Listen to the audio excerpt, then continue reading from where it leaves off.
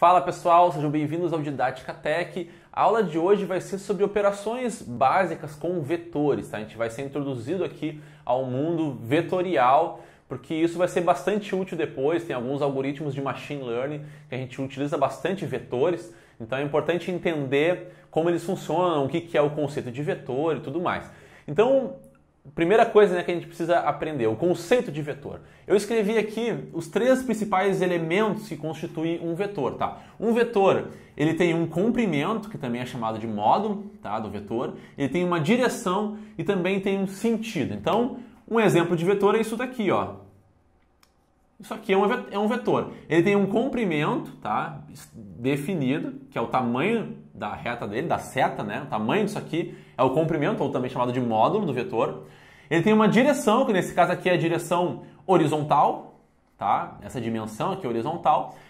E ele também tem um sentido, que nesse caso aqui, que eu desenhei, é da direita para a esquerda, tá? Então esse aqui é um exemplo de vetor. Um outro exemplo de vetor seria isso aqui, ó. Tá? Isso aqui também é um vetor, ele tem um comprimento, que é o tamanho dessa seta aqui, é o comprimento dele. Ele tem uma direção e tem um sentido, que nesse caso aqui o sentido seria da esquerda para a direita, né? Mas claro, inclinado aqui para cima, né? O sentido seria daqui para cá, tá? Então esse é basicamente o conceito de vetor, tá? Mas para que serve isso, né? Qual é a utilidade de vetor? Não é simplesmente uma reta. Se eu fosse fazer um gráfico, né? Onde é que a gente vai aplicar isso? Imagina que a gente tem um gráfico e daí a gente vai ter, sei lá, um vetor aqui, ó. Isso aqui não é simplesmente uma reta, uma equação da reta. Bom, a primeira diferença que a gente já pode ver entre um vetor e uma equação da reta é o tamanho, né? Porque uma equação da reta, a reta ela vai para o infinito, né? Ela não tem limites, ela não é limitada, a menos que a gente especifique e coloque limitações para o tamanho dela, até onde ela vai. Um vetor, por padrão, ele já tem um limite de tamanho, que é o comprimento dele, o módulo dele. Esse vetor aqui teria um tamanho específico aqui, ó. Se a gente tivesse o valor aqui de y, no caso, né? E tivesse o valor de x, para saber o tamanho do módulo, bastaria fazer a raiz quadrada, né, de x ao quadrado mais y ao quadrado. Isso aqui seria o tamanho do módulo, a hipotenusa desse triângulo aqui, para quem lembra lá de básico de geometria, né? Tá? Então, isso aqui já diferencia de uma equação da reta. Um vetor ele tem um tamanho, tem um módulo. E o fato de ele ter uma direção e sentido também faz com que as operações com vetores, se a gente estiver somando, subtraindo, como eu já vou mostrar aqui, isso nos ajuda bastante dependendo daquilo que a gente está interessado. Na física, por exemplo, né?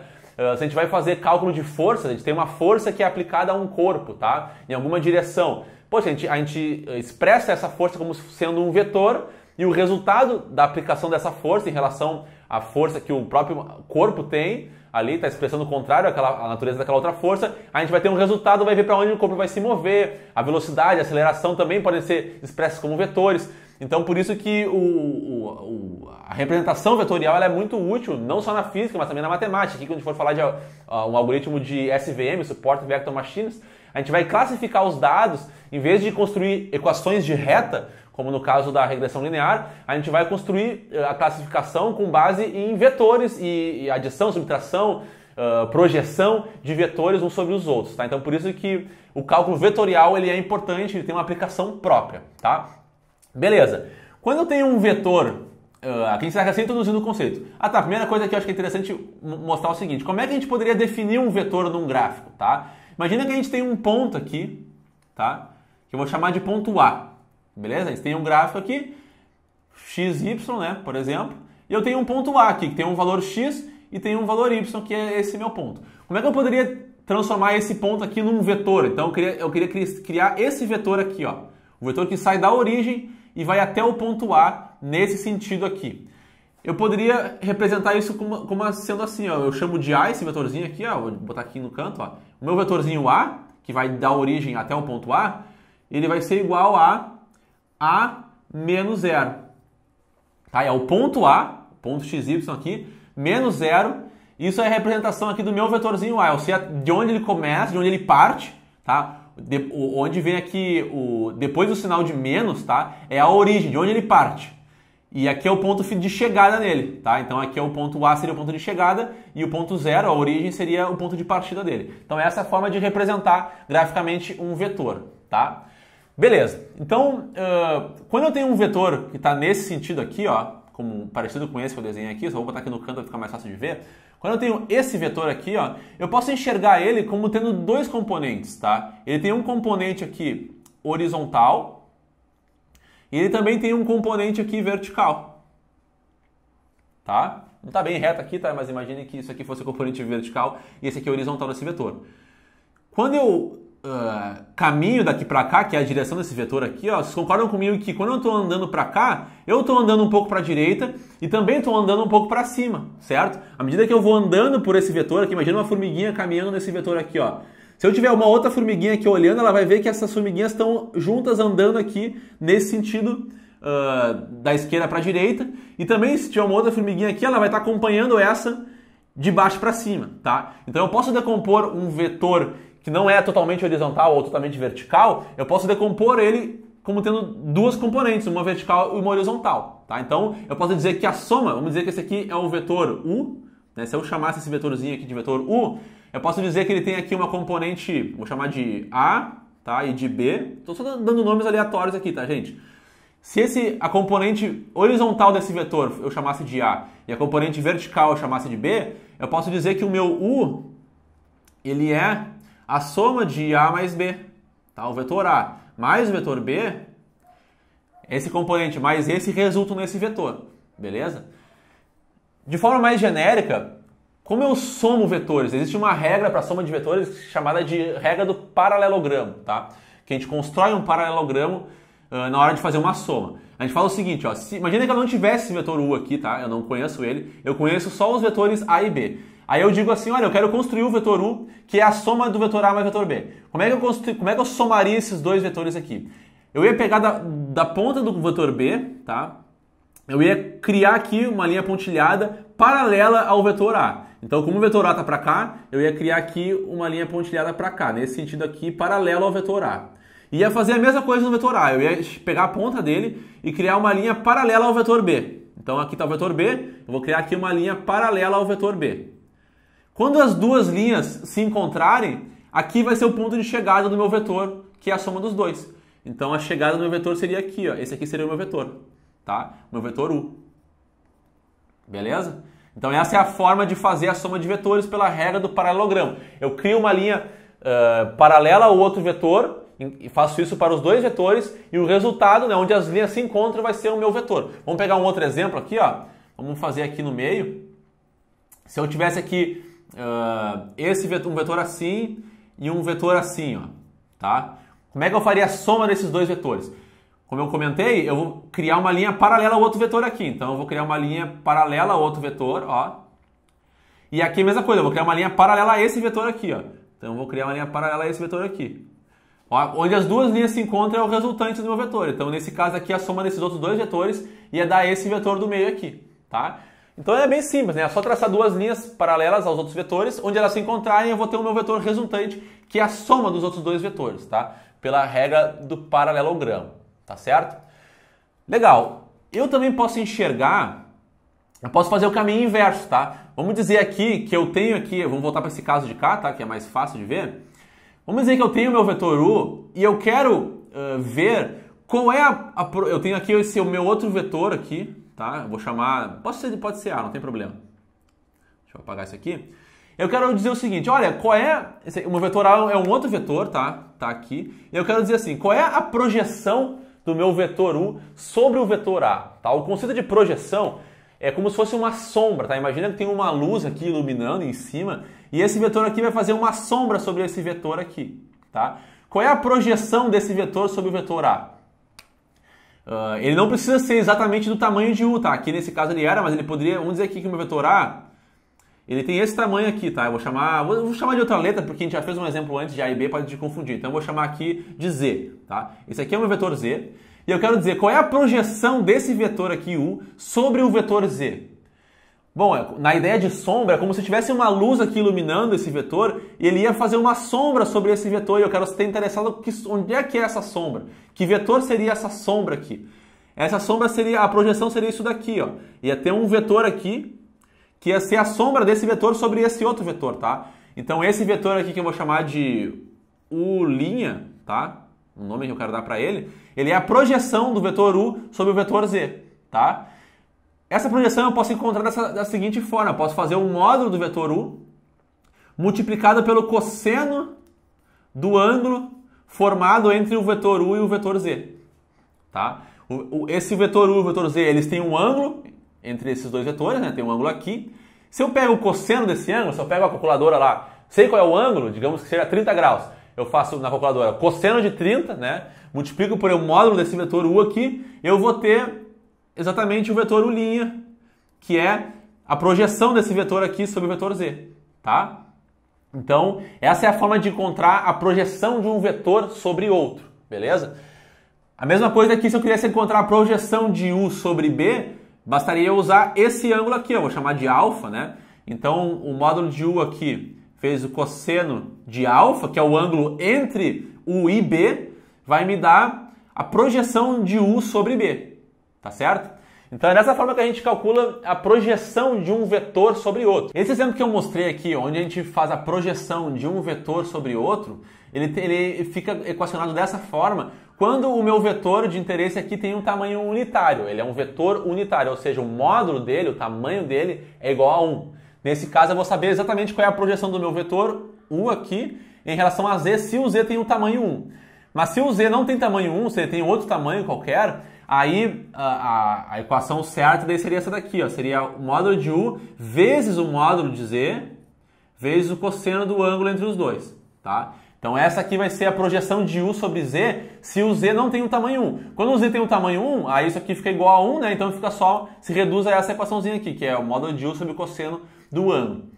Eu desenhei de propósito aqui isso aqui primeiro, porque geralmente quando a gente quer saber qual é a projeção de um vetor sobre o outro, a gente está interessado na projeção em relação a um vetor unitário, tá? Então a gente acaba usando bastante essa equação aqui. Mas se a gente quisesse saber a projeção de um vetor sobre o outro, considerando o tamanho do outro vetor mesmo, considerando não sendo somente um, tá? A gente daí usa essa equação aqui. Como é que a gente, se o z fosse maior do que 1, como é que a gente poderia descobrir qual é a projeção de u sobre z, bem o tamanho de u mesmo ali, sem usar o tamanho de z, ou seja, usando o z como unitário?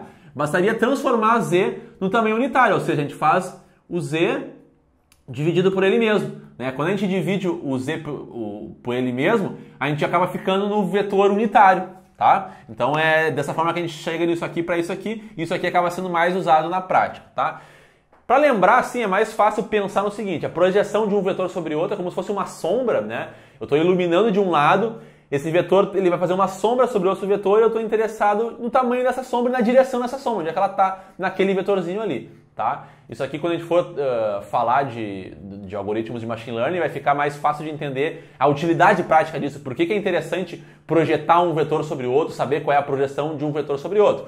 Mas aqui, a gente já pode ver uma utilidade bem clara aqui, que é o caminho reverso do que a gente fez na soma, né? Quando eu tinha aqui o vetor A e B, né, que são a projeção do vetor u no eixo horizontal ou no eixo vertical, se a gente quisesse decompor o vetor u na sua projeção horizontal, bastaria multiplicar o módulo de u pelo cosseno do ângulo entre o vetor unitário na direção horizontal aqui. E a mesma coisa na direção vertical, bastaria multiplicar u pelo cosseno do ângulo entre o vetor horizontal unitário e a gente saberia a projeção dele no eixo vertical. Então é uma forma de decompor um vetor nas suas projeções, né, vertical e horizontal. Isso aqui já é uma utilidade, né, de fazer o caminho reverso. Em vez de somar A e B e chegar em U, a gente pode transformar U em A ou em B, fazendo as projeções, tá? Então aqui acho que já fica claro um tipo de utilidade. Depois, quando a gente for ver mais algoritmos e tal, a gente vai começar a ver que as projeções de vetores são muito úteis na prática, tá? Legal, então agora a gente pode ver uma outra operação vetorial. A gente já viu aqui a multiplicação, isso aqui se chama multiplicação escalar, tá? Quando a gente faz essa multiplicação aqui com um pontinho, tá? E a gente está falando de projeção, e o termo disso usado no caso do cálculo vetorial é multiplicação escalar entre vetores, tá? A gente já viu a soma vetorial também, como é que a gente faz, usando a regra do paralelogramo. Agora a gente vai ver a subtração de vetores, como é que a gente subtrai um vetor de outro. Só vou apagar aqui para ficar mais fácil de enxergar. Bom, então para fazer a subtração, eu desenhei aqui um ponto A e um ponto B num gráfico, tá? Se eu quisesse criar o vetor A, né, vou chamar aqui de Azinho, com uma flechinha em cima, a gente sempre, quando está falando de um vetor, a gente coloca uma flechinha em cima, tá? Para representar que ele é um vetor. O vetor A que sai da origem até o ponto A, eu já comentei como é que é, né? Lembram? Ele vai ser o ponto A menos 0, certo? É dessa forma que eu represento o meu vetorzinho A aqui. Então, vou botar aqui, ó, o vetorzinho A. E o meu vetor B? Bom, o meu vetor B vai ser a mesma coisa. Então, eu vou botar o ponto B menos 0, vai ser esse vetor aqui, ó. Que vai daqui até cá, até aqui, que é o meu vetorzinho B, tá? Legal, agora vamos dizer que eu quero criar um vetor C, tá? Um vetor C, que ele é uma subtração de A menos B. Eu quero fazer o vetor A menos o vetor B. Que vetor é esse, resultante de A menos B, né? Como é que eu faço uma subtração vetorial? Bom, se eu sei que o meu A é isso daqui e o meu B é isso daqui, vamos substituir isso aqui, ó, e ver onde é que a gente chega, ó. Vamos ver, vou botar aqui do lado, ó. Meu vetor C vai ser igual ao meu vetor A, que eu já sei o que é A menos 0, menos o meu vetor B, que é o quê? B menos 0. Certo? Então aqui, tá aparecendo na tela ainda, tá? Então aqui, ó, o que vai resultar aqui? Bom, um zero vai sumir, né? Então o meu vetor C, ele vai ser igual, o menos 0 com mais 0, né? Soma, então vai ficar A menos B. Vai ser o resultado final aqui dessa operação vetorial aqui. Ora, vamos ver o seguinte, ó. Como é que eu desenhei o meu vetor A? O meu vetor A, eu peguei o ponto A e o ponto 0, eu comecei no 0, lembra lá que eu comentei, né? A origem dele foi onde tinha um menos na frente, é de onde ele começa. E ele termina no ponto que aparece antes do sinal de menos, certo? Então, se a gente for aplicar essa lógica para construir o meu vetor C aqui, ó, a gente vai começar do B, certo? E vai terminar no ponto A. Então, a gente vai começar no ponto B e terminar no ponto A. Vai começar no ponto B e terminar no ponto A. Ó. Então, isso aqui vai ser o resultado. O meu vetor C, né, que é esse aqui, ó, vai ser a subtração de A menos B, vai dar isso aqui, vai começar no ponto B e vai ir até o ponto A, tá? Então é dessa forma que a gente faz uma subtração vetorial.